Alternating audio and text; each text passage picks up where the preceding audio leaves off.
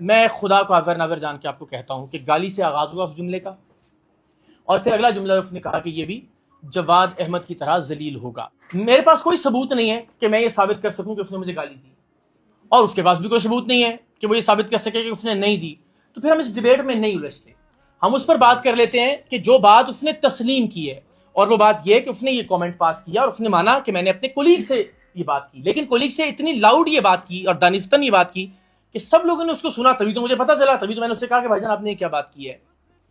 تو میں یہ سمجھتا ہوں کہ آپ کو کوئی حق نہیں پہنچتا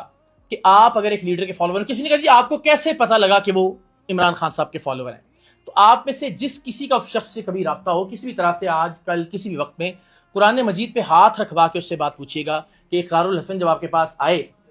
کیمرہ نہیں تھا ان کے ہاتھ میں یا موبائل ہاتھ میں نہیں تھا، جب تک جیب سے نہیں نکالا تھا انہوں نے آپ سے پوچھا کہ آپ عمران خان کے فالوور ہیں؟ میں نے یہی کیا، جب میں امیگریشن کاؤنٹر سے اس کے پاس آیا تو میں نے اس سے پوچھا کہ بھائی جان آپ عمران خان کے فالوور ہیں؟ And he said yes.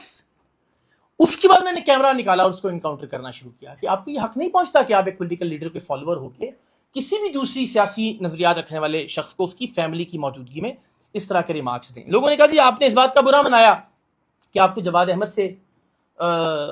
ملایا گیا یا ان کے برابر، ہرگز نہیں۔ جملہ یہ تھا کہ یہ بھی جواد احمد کی طرح ذلیل ہوگا۔